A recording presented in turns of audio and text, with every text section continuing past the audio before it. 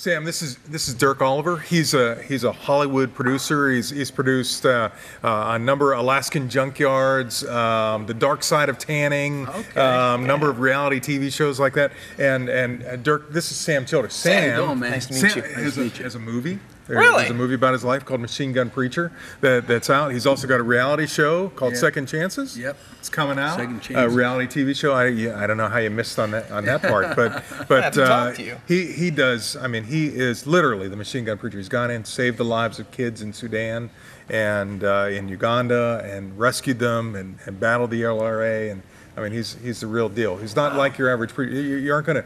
He is in a pulpit, but he's packing. Preacher with a when gun. he's in the pulpit. Preacher with a gun. I had somebody the other day, they said, what does a preacher need with a machine gun? Good for offerings. Yes. Yeah, very good. I suppose it Never, would be. never has a problem receiving the offering in his church. No. Wow, Sam, look at you, looking good. You're not saying someone, are you? Dirk wants to get my backstory, and I want to look good for the camera. All my friends are going to be watching the show. Oh, your backstory, huh?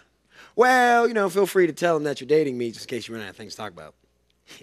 Why would I say that? It isn't true. I know it isn't true. I'm just saying, I wouldn't mind, You wouldn't, but I might. That's cold. That's cold.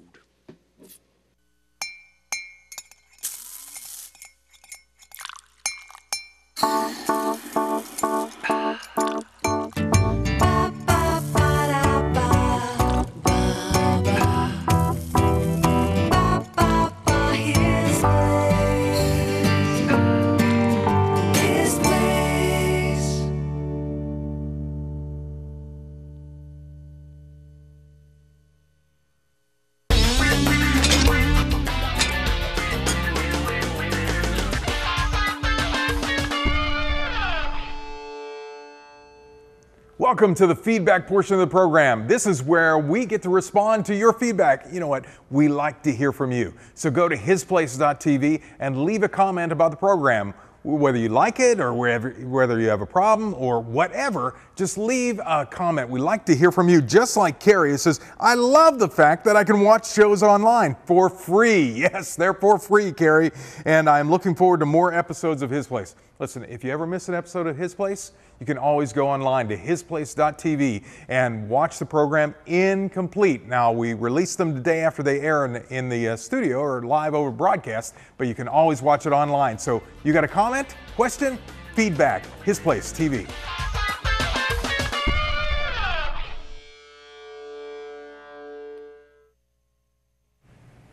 Looking for that perfect stocking stuffer for Christmas and the perfect way to change the world? Well, we have it for you. For a limited time, we're able to offer our His Place mugs for a donation of $15 or more. Your His Place mug is a double-walled porcelain, so that means it keeps hot things hot and cold things cold without changing the temperature of the outside of the mug. Your donation also means that you are able to help reach Sandy, Bill, Justina, and the tens of thousands of others who are finding their way in Christ because of the His Place program. Supplies are limited, and once the mugs are gone, they're gone. To place your order using a credit card, go to hisplace.tv or call during business hours 412-824-3930. That's hisplace.tv or call during business hours 412-824-3930. To ensure delivery before Christmas, place your order by December 9th. Make a donation, get a mug, change the world, and have a very blessed Christmas. Ladies and gentlemen, I know you've been waiting to hear this here at His Place. Please put your hands together for Stinkbug.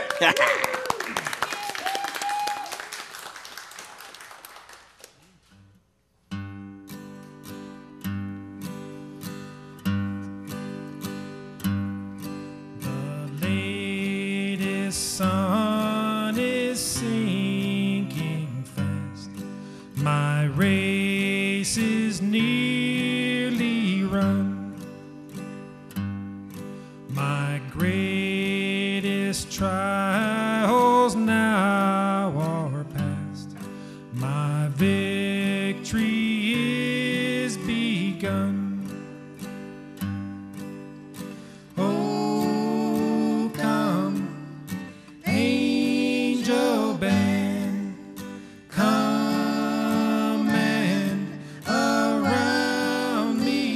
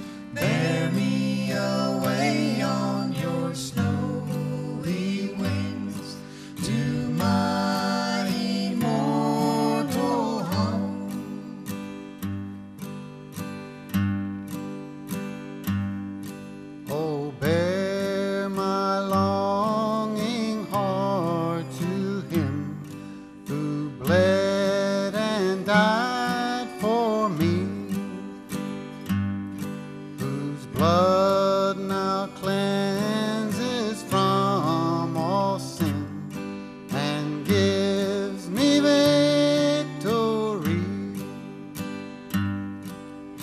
Oh, come, angel band, come and around me stand. Oh, bear me away on your snowy wings to my immortal home.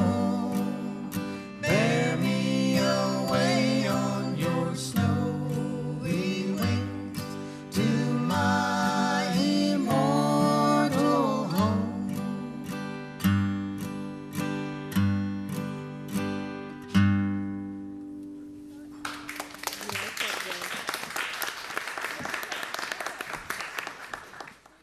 Now, Sam, now this is going to be tough because your backstory, yeah, it's way more boring than mine. It's terrible. No, it's not.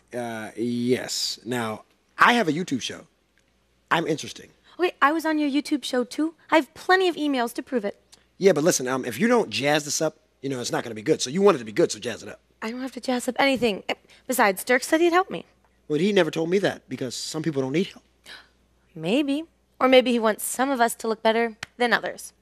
But I'm going to start a show. Why do you say that? All right, Sam. We're ready to tape. Mr. Oliver, I'm ready for my close-up. I want to hear about the movie. I got to hear about what's been going on. But before that, Right. what I really want to know is what's going on in Sudan. What's happening? I mean, we got lot all of this. people- It looked like war's starting again. A lot of people think because they got their independence July 9th, they think Sudan is okay right now. It's not okay.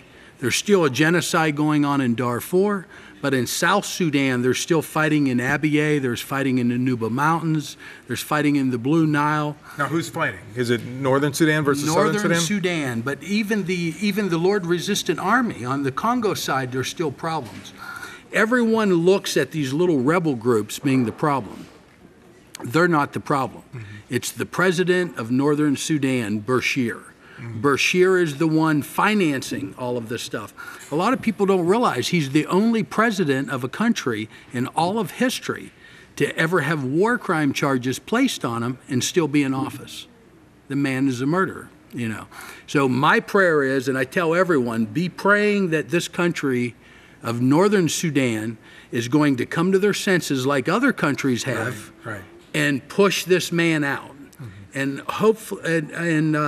I hope that whoever gets in there is going to love the people and love the country.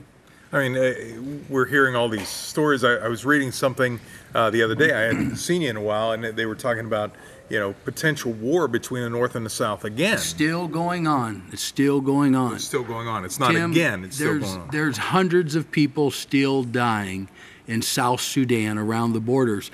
And a lot of people think, well, they got independence, there's oil money there. The oil money is not being circulated now because there's problems with the North. See, the South got the oil, but who do you think owns the oil? Or who do you think owns the pipeline?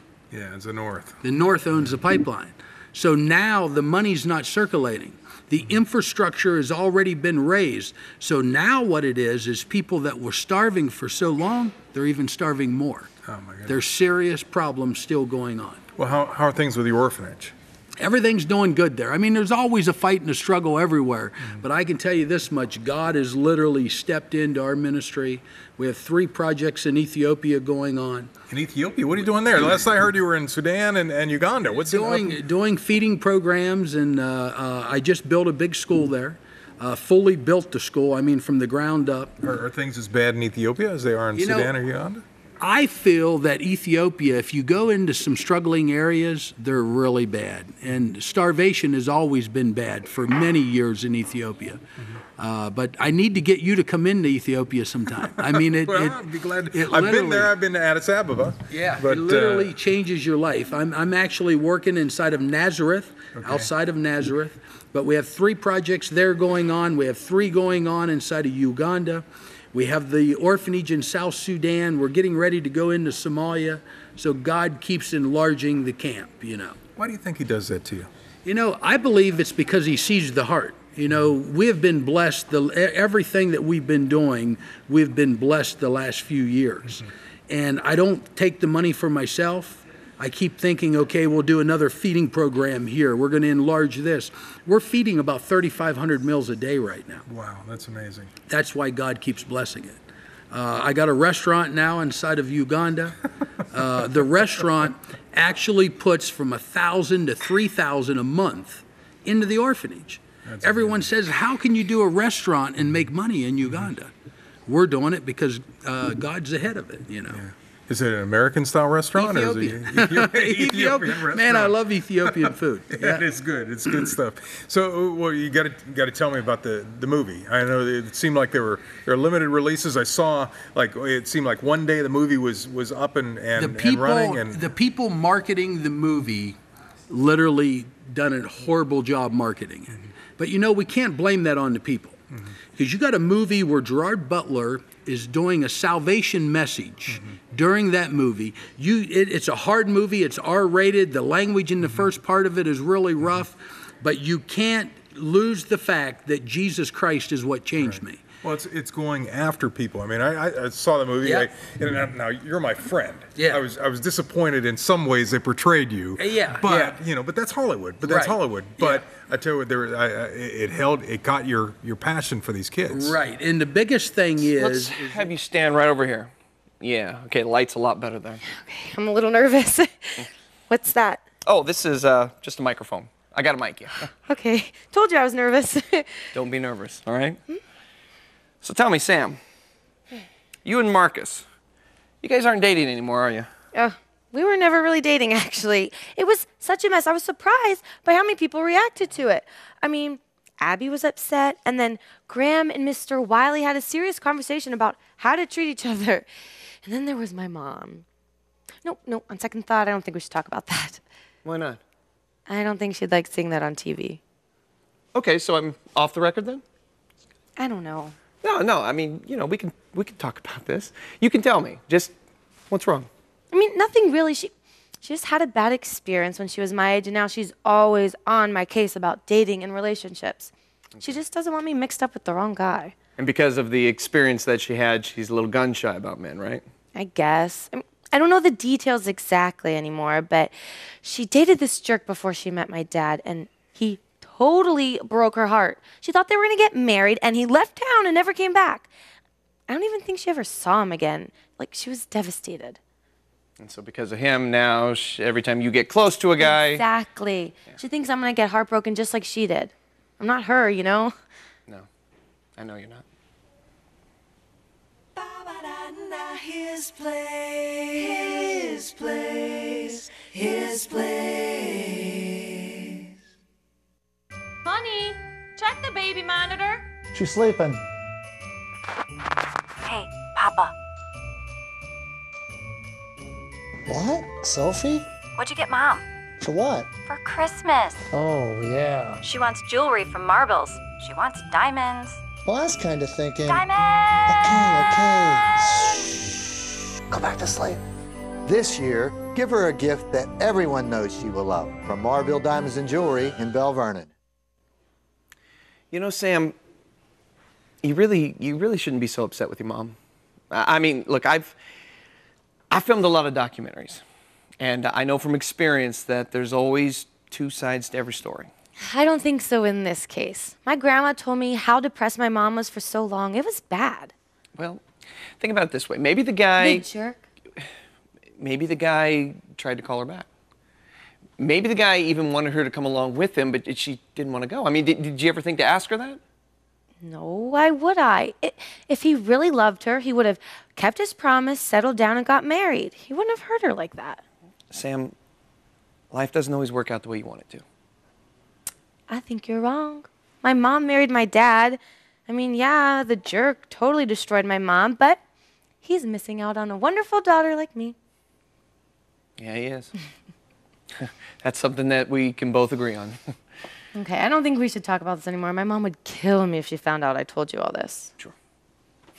So tell me about the response to the movie. I mean, you know, you said that they're, you know, the language is rough and things like that, but Yeah. but people are coming to Christ? Absolutely. I mean, this isn't a Christian movie. No, you're a Christian guy. Right. Lynn is a Christian woman, but it's not a Christian movie. It's not but then again, courageous. It's not. We weren't living a Christian life 30-some years ago either, But the movie is doing unbelievable. People are coming out of the theaters and walking up to me and saying, God is real, isn't he? People are texting us, emailing us, calling the office, giving their hearts to God. I mean, just unbelievable things are happening. That's why it's such a hard thing marketing this movie, because people are coming to the Lord. Yeah. It's not made for somebody that is religious. But it's not a Christian movie. Right. But it's made for people that's out there in the world. That is cool. And, it gives a message of hope. And the big thing is when people walk out of the theater, they're thinking to themselves, okay, what am I going to do now? Mm-hmm. And it's motivating people to stand up and do something. And Tim, me and one man, one woman can make a difference. Right. We can change the world. One man and one woman can change a nation. That's right. We can change a world. But the problem is we think it's too complicated. Mm-hmm. I tell people all the time, as soon as they hear from God to do something, the first thing they do is they start figuring out a budget. Mm-hmm. If you wait on the budget, you'll never do it. That's the truth. Yeah, you can't wait on the budget. If God tells you to step out and do something, don't look for the budget. Mm-hmm. He told you to do it, he'll make a way. Mm-hmm. You look at the orphanage that was started. It started with a mosquito net hanging in a tree. Mm-hmm. Now there's schools there, dormitories. But you were consistent. You kept at it. People give up when the mosquito netting falls down. Right. They're like, oh well, it must be God saying time to wrap it up. You stayed there. You kept at it. I wanted to quit, but the biggest thing I tell people all the time: hear the voice of God. Mm-hmm. If He tells you to go, then you don't stop till He says stop. Mm-hmm. He'll never tell you to stop until you completed what He told you to start. Mm-hmm. That's the problem with the church, the Christian people. Mm-hmm. We always hear, do this, do that, go to this church, help this pastor, but they never finish. Mm-hmm.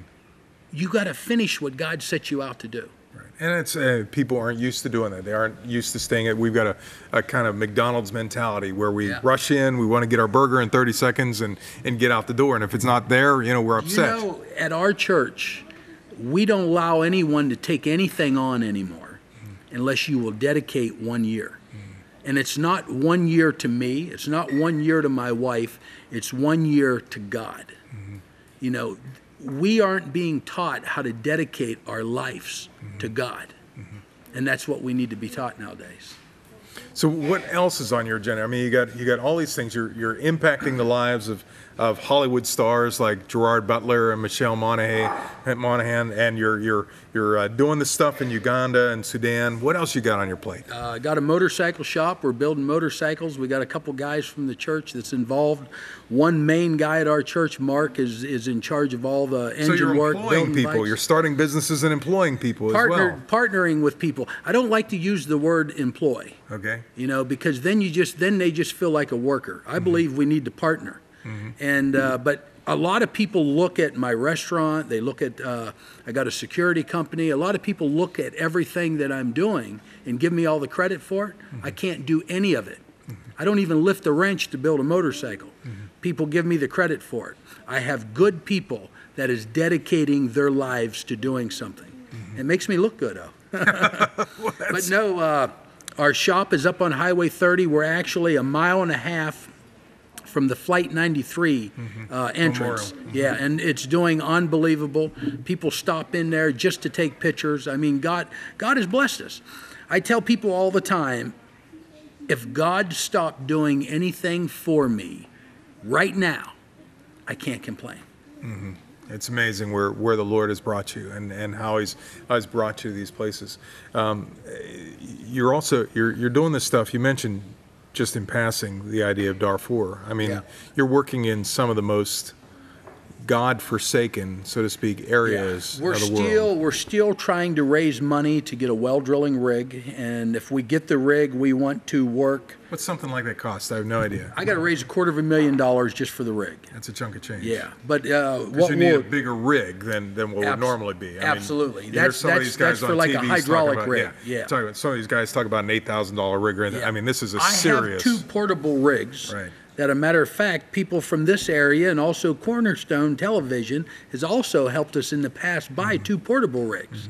So I got 2 portable rigs that we use now, but if you hit solid rock, you're done. Right. And unfortunately, where a lot of the people need water is in the mountains. Is where the rocks are, you know. But if we get this rig, you're not talking about saving a few hundred or a few thousand. You're talking about saving a few 100,000 people. And we'll work from northern Uganda the whole way up into South Darfur. So you don't get in any hassle with, I mean, you know, Darfur, a lot of people don't understand that. My life is a hassle everywhere. You've been a hassle in my life since I've known you. It's a hassle everywhere. You know, I said this the other day. If you're a Christian and you're not fighting, that's because you already been beat up.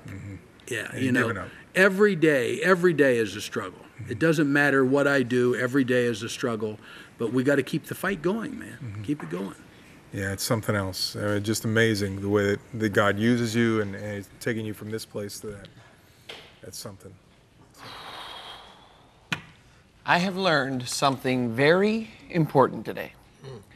Don't get Sam talking about her mom's story. You mean the one about the jerk who left her at the altar? No, he didn't leave her at the altar. He just left town. Oh, you know what? I've heard Sam tell me that story a dozen times. You know what? But I think there was more to him just leaving town, jerk. See, Marcus, you don't even know the guy's story. You haven't heard anything about it. I mean, don't just call the guy a jerk. And then this guy wrecks Sam's mom's life. Okay, I know, that's so I've heard. But you know what? There may have been a reason why he did this. There's always 2 sides to every story. I mean, think about it. Maybe he had a good reason for leaving. And maybe he would have come back if she returned his calls. So you're saying that the jerk called her after he dumped her? No, I'm just assuming that he probably did. Well, you know what? If he did, you know, I don't blame Sam's mom for not calling him back, the jerk. Yeah. What a jerk. Ladies and gentlemen, let's give it up one more time tonight for Stinkbug.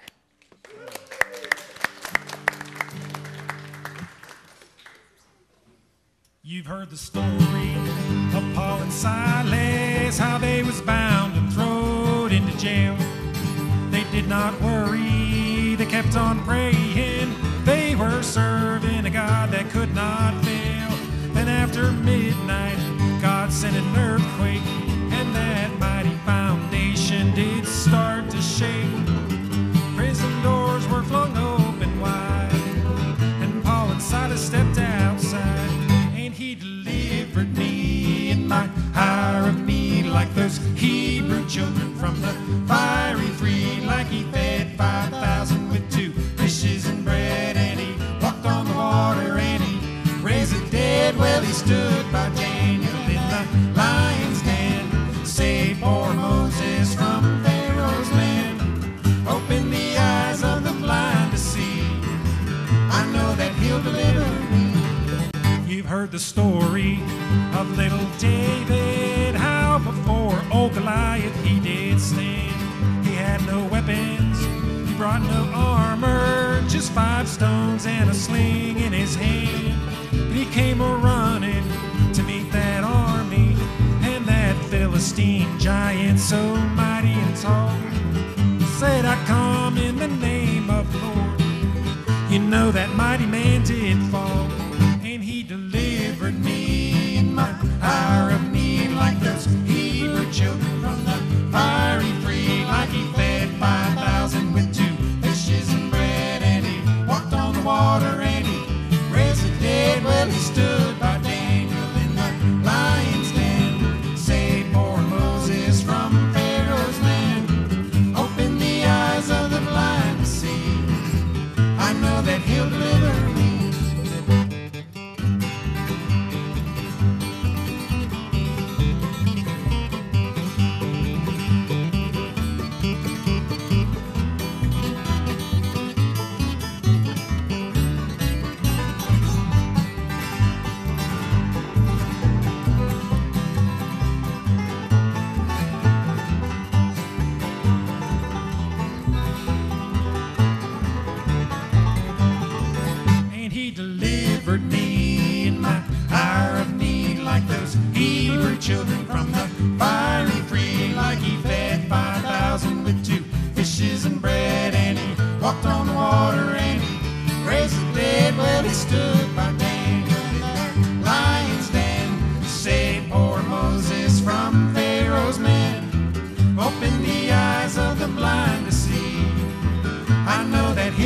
deliver. Oh, yes, he will deliver.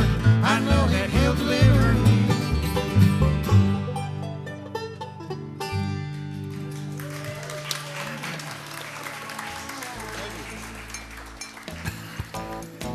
So come on in and find a friend to help you on your way.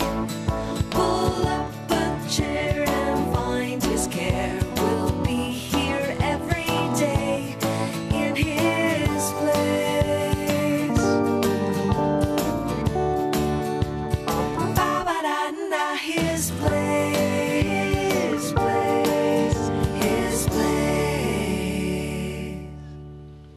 All right, I hope you enjoyed the His Place program. And hey, if you want more information about Stinkbug or Sam Childers, you can go to hisplace.tv and we'll have a link there where you can connect up to the program. Remember to always go to hisplace.tv for more information. In fact, everything that you want to know in all reality is right there. I mean, that you can connect to everything. So go to hisplace.tv to find out more information. You can always call us on our feedback line, but you can find that also at hisplace.tv. See you next time on His Place.